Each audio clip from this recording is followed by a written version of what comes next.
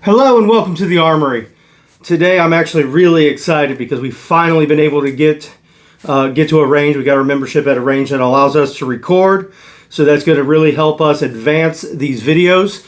But I'm really excited for this one because this is going to be our first official gun review. The last gun review we did on the Panzer Arms M4, I did that as a snap review, which really then led me into starting to do all this. But we're not really going to talk about that right now. But today's review, we're actually going to, some people think it might be a little controversy for me because they know how I feel about this particular type of firearm. But today we are going to be doing a review on this Rock Island Armory 1911, and this is the full-size tactical 1911. Uses the comes with the 8-round magazine, and I got this one used, so it's not a brand new one, but it was used in like new condition, so it really hasn't had as many rounds put through it. So, but when I bought this one, I really, to be honest, I had low expectations because of this one right here. The Springfield Armory 1911 A1. And this was actually my first handgun. I still have it, even though I absolutely do not like it. And I will talk a little bit about why I don't like it, but I'm also going to talk about why I like the Rock Island. For the longest time, I would always bash 1911s because of mine. This Springfield 1911, let's get a little closer look at it for you.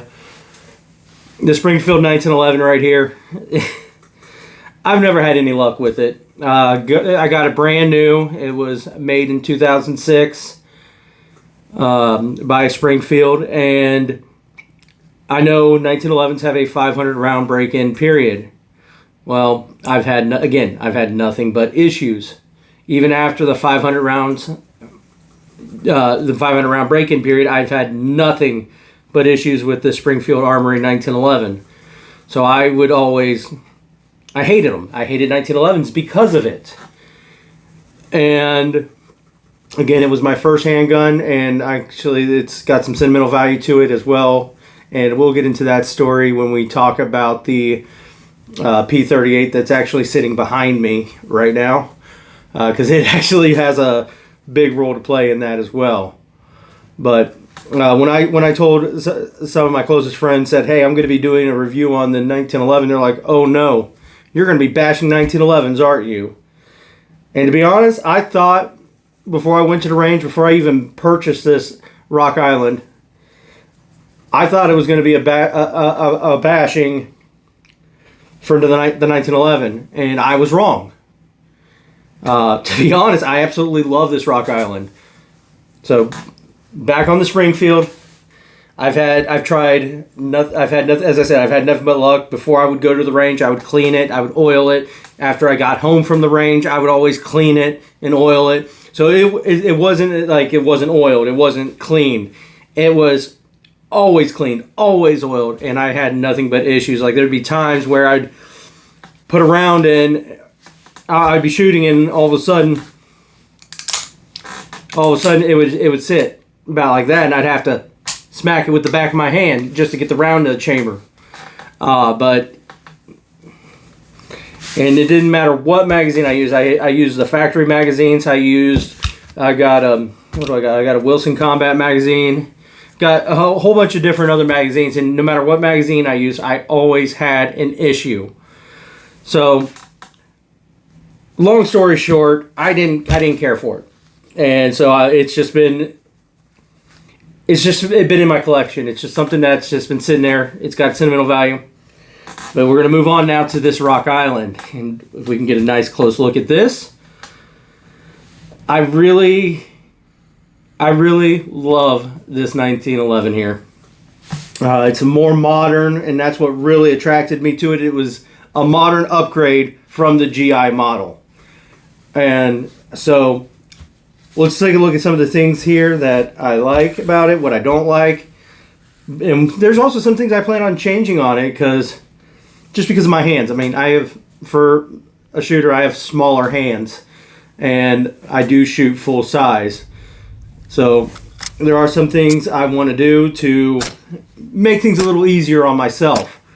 But this is definitely a firearm. I'm not going to lie, this is a firearm that I would trust my life with. So as you can see here, we took it out to the range and we put an entire box of Cellar and Bellet ammo through it, and it absolutely ate it. Absolutely no issues, no hang-ups, no stovepipes, nothing. We had 0 issues out of this firearm. And as I said, I don't really know how many rounds have been put through it. I know it was factory tested. When I purchased it, it actually has a little certificate from the factory and 2 casings in a manila envelope from them. So I know it was test fired at the factory. I don't know whoever had this before me, how many rounds they put through it. But I mean, there's really no wear, and at the time there was really no wear and tear on this firearm. And I've only had this less than a week. And the next time I go out to the range, I'm definitely taking it with me because I'm going to put more rounds through it. But there are some things I really, really like about this. Some things, not so much, but what can you do? Nothing's ever perfect. So let's start with, I'm going to have the Springfield 1911 just here for a reference as to what the GI model had compared to what this has. So one thing I really like about this is the ambidextrous safety, and I'm going to bring it up here and then we're going to come back down to the table here so you can actually see what I'm talking about. But if you look here, we're going to pull the hammer back. On this side, we got the safety. Safety. Safety. Safety. Now I'm going to use my thumb. Safety. And I really like that. It's also got an extended safety as well, as you can see between the GI model and this Rock Island model. I really like that extended safety. Now, the slide release is one of those things that I do plan on changing in the future. As you can see on both of these, they look pretty much the same. But I really do want the extended slide release because of my small hands. And any shooter that has smaller hands, I would recommend it. Even though I rarely use slide releases, a lot of times in the videos here I have used the slide release just to use it. But for the most part, when I shoot, I take it, and just so you know, it's clear, no magazine. So what I like to do personally is when it's got the last round, I put the magazine in, I just grab it and let it go. That's just how I am. To me, it's just easier to do that. But moving on, I do like that this has a full rail system on the bottom. Some of them 1911s that I've seen that have been modernized, they have a smaller rail system where it still retains that classic 1911 look on the front. So basically just on the frame here, it would be a normal frame, just has a rail system, whereas this frame has an extended rail all the way to the end. And I really, really like that because that allows me, if I decided to get a different light for this, which I may just do. This is just a light I had laying around. This one here, I may just go ahead and replace with one where I can get a holster for this that will accept the light, because this light, I can't find a holster with it. I have to get it custom made. But moving on, the one thing I don't like, but oh well, is the guide rod. So on the GI model, you got a shorter guide rod with the spring, and you got a full cap here, which makes it easier to push in for disassembly. This one It has a full length guide rod for the spring, and so because of that, you can't have the end of this capped off like it does on the GI model. So taking it down, it digs in when you push down on it, but I still make it work. It's nothing that's going to really be much of a problem. But it's just something I'm noting that I don't personally like about it, but it's there for a reason.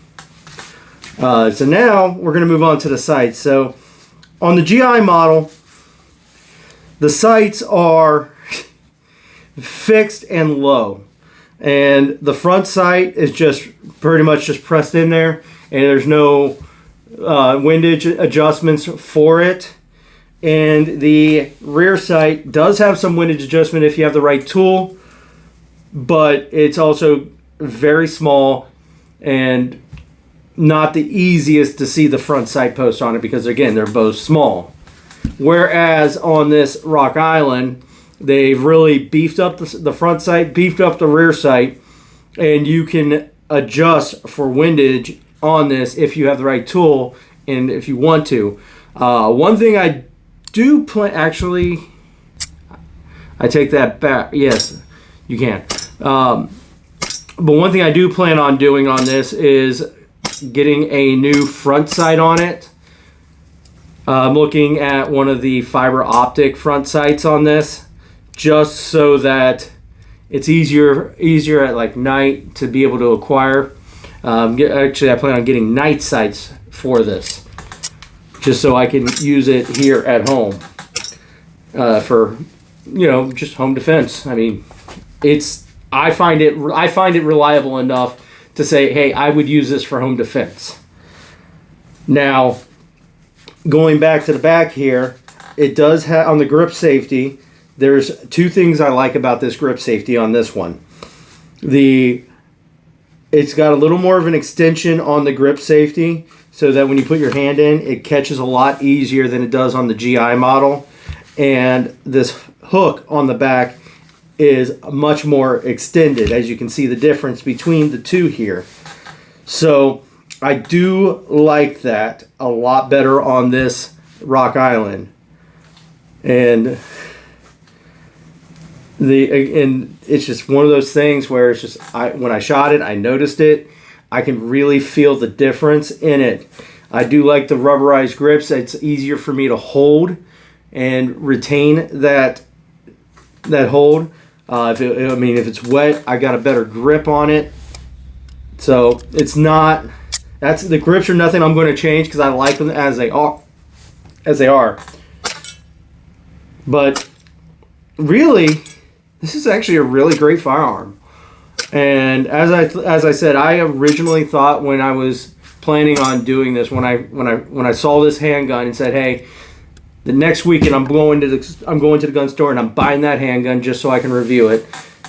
I was expecting to have more issues like I have experienced in the past, but I love this firearm. I really do, and there's no way I'm going to be giving it up because it's reliable for a 1911. It's reliable. I really enjoy shooting it, and I plan on shooting it a lot more. I really want to see how much I can shoot it before I have to start replacing parts on it. And I will spend the money on replacing the parts. I do like the trigger on this a little better as well. It's got a fairly light trigger, so if we look here, we're just going to pull. Actually, I got to get on that safety a little better. Oh, I got the safety on. My fault. Fairly light. Easy reset. And then we got our GI model. It's got a little more play here. A lot heavier of a trigger.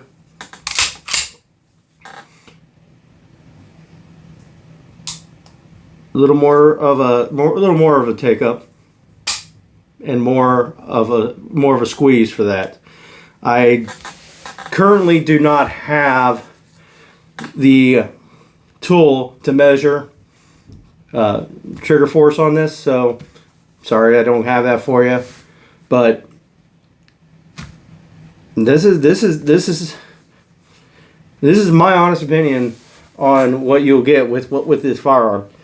And I try to keep everything fair. I try to honestly keep my reviews as fair as possible, because I'm not funded by any firearm manufacturer. I'm not funded by any ammunition ammunition manufacturer.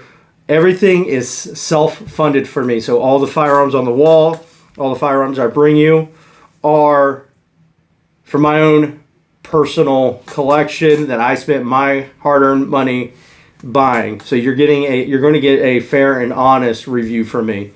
And I find that the more reviews get put out there, so like say you're looking to buy a firearm and you're like, hey, I wonder what other people are saying about this. The more people you have, so say like, for example, this Rock Island. Say, hey, I'm looking at a Rock Island 1911.